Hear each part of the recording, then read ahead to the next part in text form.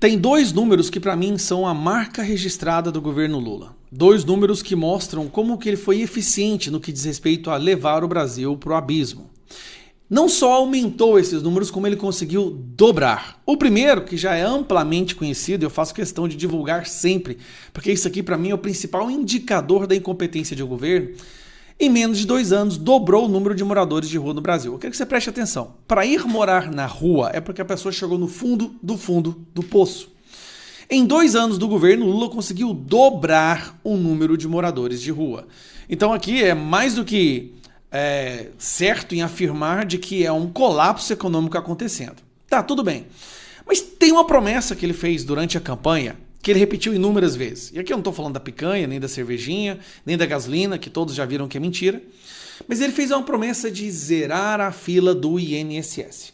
E sim, o INSS tinha uma fila de aproximadamente 1.400.000 pessoas esperando para começar a receber a aposentadoria. Lembrando, não é uma coisa automática.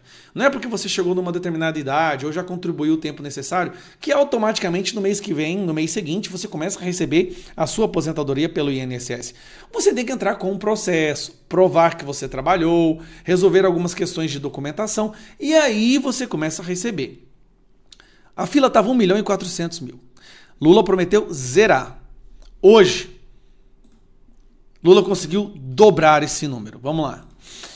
Sob Lula, a fila do INSS sobe para quase 3 milhões. Petista prometeu zerar a espera por auxílios durante a campanha presidencial em 2022. Por que o Lula não está entregando essas aposentadorias? Porque ele não tem dinheiro. Ele alega milhares de desculpas, saiu até na Globo, achei interessante, que é um caso que é tão escandaloso que a Globo soltou essa matéria aqui, assiste. 2.862.000 pedidos de cidadãos à espera de resposta do INSS. Um deles é a Danice, com problema de visão, pediu aposentadoria por invalidez em 2020. Demorou tanto que ela já pode se aposentar por tempo de serviço. É desgastante, viu? Você todo dia está ali olhando, está em análise, nada é alterado nunca, né? No meu caso, nunca. Dia 8 de dezembro já está fazendo 5 anos que eu estou nessa lida. De janeiro até agora, o número de novos pedidos de benefícios do INSS cresceu 23%. A média mensal já chega a 1.300.000. Metade da fila é para benefício por incapacidade temporária. A fila do BPC, benefício de prestação continuada, é de 897.000 pessoas. Elas esperam, em média, 193 dias. Os processos estão parados desde junho, por causa da decisão judicial que determinou novas regras para o cálculo do benefício. O INSS reconhece a crise da fila, mas diz que 2/3 dependem de outras variantes, como a perícia médica federal e a atualização do sistema, por causa da biometria e das novas regras de cálculo da renda. É curioso a eficiência que eles tiveram para roubar milhões e milhões de velhinhos, milhões, mas eles não têm a mesma eficiência para pagar os próprios velhos, para pagar as pessoas que têm direito à aposentadoria. Nós estamos batendo o recorde de pessoas na fila do INSS. Lembrando, um número que me chamou a atenção, entra por mês em média 1.200.000 pessoas. Então em um ano nós temos aí 14 milhões de pessoas pedindo aposentadoria. E a gente não está tendo pessoas entrando no mercado de trabalho. Nós temos, na verdade, metade do Brasil vivendo de assistência do governo, do Estado. Quem vai sustentar tudo isso? Resumindo, o Lula não tem mais dinheiro para pagar e aí ele inventa obstáculos processuais, protocolos, mas que, na verdade, ele não tem condição de liberar essas aposentadorias porque ele quebrou o Brasil. A parte curiosa é que ele quebrou o Brasil, ele conseguiu quebrar o Brasil aumentando a arrecadação para níveis recordes. Ou seja, nunca se arrancou tanto dinheiro da população, mas é sério, friso, nunca se arrancou tanto dinheiro da população e mesmo assim ele não consegue pagar o básico. Para onde está indo esse dinheiro? O que está acontecendo com todo o dinheiro do povo brasileiro que está sendo arrecadado? Dia 1º agora, ontem, novos impostos, novas tributações. Você que é um trabalhador informal, autônomo, vai ter que emitir nota fiscal, vai ser taxado. Você que faz um bico no final de semana, de cortar uma grama, de fazer unha, pintar uma casa, qualquer que seja, você agora vai ter que sustentar toda essa máquina incompetente, ineficiente, para Lula e Janja poderem viajar pelo mundo em hotéis 6, 7 estrelas, né, diamante, comprar novos aviões, sofás, pagar esse pessoal da Lei Rouanet para poder fazer a manifestação contra os prisioneiros políticos. Parabéns a você que está sustentando isso tudo. Este ano, o Lula vai pedir mais 4 anos de imbecilidade do povo brasileiro. Será, gente? Será que mesmo com todos esses números, como eu acabei de mostrar, e vários outros que não compensa porque o vídeo vai ficar muito longo, será que o Lula e esse governo vai conseguir enganar de novo uma parcela considerável da nossa população? Bom, só Deus vai saber. Agora, para não enganar mais e mais pessoas, a gente precisa de uma imprensa verdadeira. E eu vou sempre falar isso aqui, galera. Eu sou parceiro da Gazeta do Povo. Sabe por quê? Sabe quem escreve para a Gazeta do Povo? Um jornal de direita. Nicolas Ferreira, Marcel Van Hatten, Cristina Grêmio, Alexandre Garcia, Rodrigo Constantino. As melhores mentes hoje do Brasil escrevem aqui. Eles estão com a super promoção de virada que vai acabar a qualquer momento. Tá aqui, ó. R$1 por mês. Você vai lá, usa esse QR Code que está aqui, ou o link que eu vou deixar na descrição, no primeiro comentário.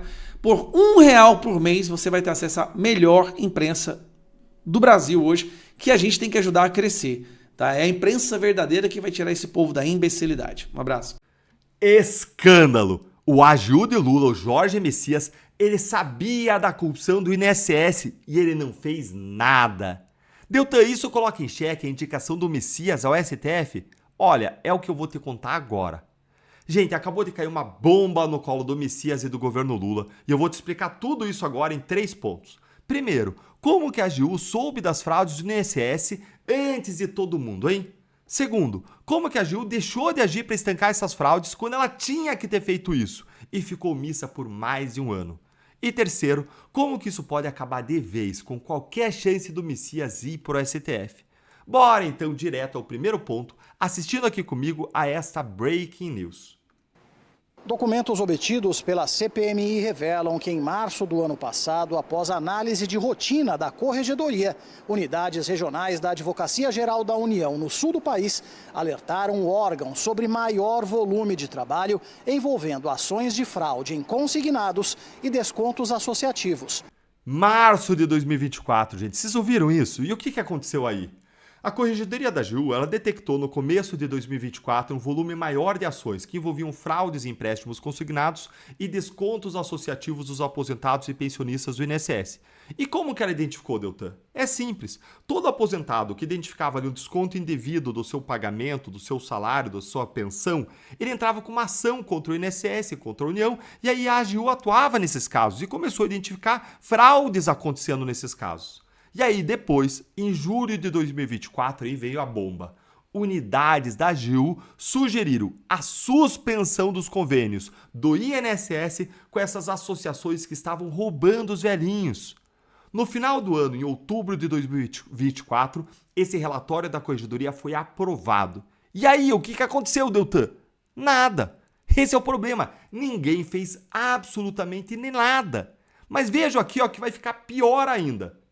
As entidades citadas nas reclamações que chegaram à AGU 1 ano antes da descoberta da fraude no INSS também são velhas conhecidas da CPMI. Uma delas é o Sindinap, que tem como vice-presidente José Ferreira da Silva, o Frei Chico, irmão do presidente Lula. Quanta coincidência, hein? Quantas coincidências! Veja, gente, 1 ano antes de estourar o escândalo das fraudes do INSS, a AGU já tinha conhecimento de que existiam irregularidades nos descontos feitos pelo Sindinap, o sindicato do Frei Chico, irmão do Lula. E o pior é que depois que esse escândalo explodiu, a AGU ainda hesitava em tentar investigar e controlar o estrago feito justamente por ele, pelo Sindinap, deixando ele de fora do pedido de bloqueio de recursos que foi feito em relação às entidades associativas que roubavam os aposentados. Então sim, a AGU ela já tinha conhecimento das irregularidades dos descontos e ela não fez nada. Mas qual é a responsabilidade dela, hein? Será que a AGU do Jorge Messias ela tinha que fazer alguma coisa mesmo? Antes de eu te contar, eu vou pedir para você deixar aqui o seu like no vídeo, para você se inscrever no canal e para você ativar o sininho para você não perder nada por aqui. Bora direto para o segundo ponto. O que a AGU tinha que ter feito, Deltan? Bom, primeiro a gente tem que lembrar que foi um relatório da própria Corregedoria da AGU, ou seja, um órgão de controle interno da AGU que detectou a existência das fraudes. E esse relatório ele foi aprovado em outubro de 24. Com essa informação nas mãos, a AGU tinha que ter acionado a polícia, a Controladoria Geral da União, o próprio INSS e, se fosse o caso, até o Judiciário, para evitar esses descontos ou então para cobrar a responsabilização dos envolvidos. Ah, Deltan, mas ela faz isso? Sim, ela fez isso, por exemplo, no caso do 8 de janeiro, vocês lembram? Dá uma olhadinha aqui, ó, para refrescar a memória. A AGU cobra mais 10 condenados por danos ao patrimônio da União. Com o novo lote de ações, chega a 27 o número de executores dos atos antidemocráticos cobrados solidariamente por danos que passam de 56 milhões de reais. Ou seja, para cobrar a Débora do Batom, no caso da Débora do Batom, aí o Messias queria cobrar aí 56 milhões de reais. Aí a AGU era uma onça. Mas, para as associações que roubavam dos aposentados, inclusive aquela do irmão de Lula, aí a AGU virou um gatinho. E eu vou além. Ele tinha que ter acionado a Polícia Federal também. Ah, Deltan, mas que é isso? Agora a AGU tem que virar fiscal do Brasil? Ué, sim! Quando foi para processar o Ciro Gomes por ofensas contra Lula, aí o AGU foi lá e atuou, né? Quando é para investigar meme na internet, como foi no caso de uma fala do diretor do Banco Central, aí a AGU pode atuar, né? Quando é para processar a oposição do governo Lula, aí a AGU é corajosa, não é? Agora, quando é para defender os aposentados, aí a AGU não podia ter acionado a Polícia Federal, é isso? A verdade é que ela não quis atuar, porque se tratava de problema do governo, de fraudes acontecendo debaixo do nariz do INSS e pior, envolvendo entidade vinculada ao irmão do Lula. Mas indo para o nosso terceiro ponto, como que isso impacta a chance do Messias ir para o STF, Deltan? Bem, o Alcolumbre ele fez um mapeamento e ele constatou que hoje o Messias ele não teria votos no Senado para ele ir para o STF. Ele não teria votos para ele ser aprovado e se tornar ministro do Supremo. Teria por volta aí de 31 votos apenas, quando precisa de metade mais um dos 81 senadores.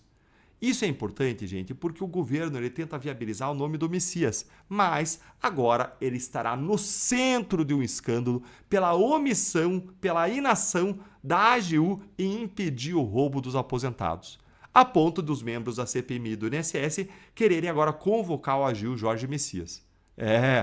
O gato subiu no telhado e a indicação do Messias ao STF vai ficar cada vez mais cara para o governo Lula, que vai ter que decidir se vale a pena manter esse nome. Mas e você, o que você acha, hein?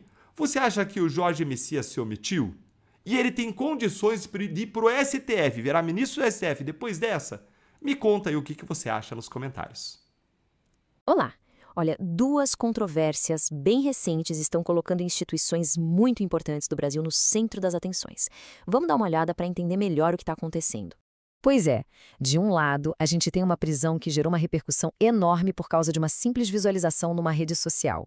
E do outro, uma fila com milhões de pessoas esperando um benefício da Previdência. Nessa análise, a gente vai desenvendar os detalhes por trás dessas duas histórias. Vamos começar pelo caso de Felipe Martins. Ele é ex-assessor presidencial e teve sua prisão domiciliar revogada de uma forma bem inesperada. E tudo aconteceu muito rápido, sabe? Foi bem ali no comecinho do ano. Pra gente ter uma ideia, a sequência foi a seguinte. Ele estava em prisão domiciliar, com restrições claras, como a proibição de usar redes sociais. Aí, no dia 28 de dezembro, teria acontecido a tal violação. E logo depois, no dia 2 de janeiro, o ministro do STF, Alexandre de Moraes, ordenou que ele voltasse para a prisão. Ok. Mas qual foi a violação que causou tudo isso? É aí que a história fica curiosa. A questão toda gira em torno de uma única interação em uma rede social. Tudo começou com uma denúncia. O caso contra o Martins teve início por causa de um e-mail que um ex-colega enviou direto para o ministro responsável pelo processo. E é aqui que está o ponto central da denúncia. A alegação é que o perfil do Felipe Martins apareceu como um dos visitantes na página do LinkedIn da pessoa que fez a denúncia. Foi basicamente isso. E é aqui que o conflito se instala. De um lado, a defesa do Martins disse: calma aí, quem acessou a conta fomos nós, os advogados, e o objetivo era só coletar dados para o processo. Mas do outro lado, a decisão do tribunal foi categórica. Qualquer uso da rede social, não importa quem fez ou por qual motivo, era uma violação das regras. Ponto. E na decisão oficial, o ministro foi bem duro, caracterizando o acesso como uma ofensa grave ao sistema de justiça, dizendo que o acusado demonstrou total desrespeito pelas normas. Agora, a gente vai mudar de assunto. Vamos deixar esse caso jurídico de lado para olhar para uma questão nacional, que afeta milhões de pessoas. A fonte que a gente analisou começa a crítica econômica com um dado bem alarmante. O número de pessoas vivendo nas ruas teria dobrado. E é com esse cenário como pano de fundo que a gente vai entender uma outra crise social enorme, a da Previdência. O foco principal aqui é o acúmulo cada vez maior de processos no Instituto Nacional do Seguro Social, o famoso INSS. E vale lembrar que uma das promessas centrais durante a campanha de 2022 foi exatamente essa: zerar a fila de cidadãos que esperam por benefícios do INSS. Só que, segundo a fonte, a realidade foi bem diferente. A fila de espera não só não foi eliminada, como ela mais do que dobrou, passando de 1,4 milhão para quase 3 milhões de pessoas.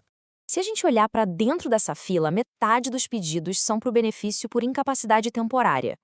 Outra parte bem grande, 31%, é de gente esperando pelo BPC, que é aquele benefício para idosos e pessoas com deficiência de baixa renda.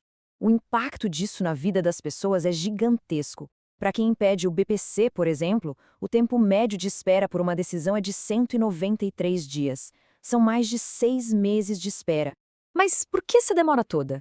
Bom, aqui as versões são bem diferentes. A explicação oficial do INSS fala em problemas de sistema, dependência de perícias e novas regras. Já a fonte que a gente analisou alega que, na verdade, o problema é falta de dinheiro e a criação de barreiras para atrasar os pagamentos de propósito. Então, a gente tem essas duas histórias, uma do judiciário, outra da economia, que parecem não ter nada a ver uma com a outra, mas que, no fundo, levantam questões maiores. E no final a gente fica com essa pergunta no ar. Quando as ações oficiais e o que a gente vê acontecendo no dia a dia recebem tantas críticas, qual é o impacto que isso tem na confiança que as pessoas depositam nas instituições do país?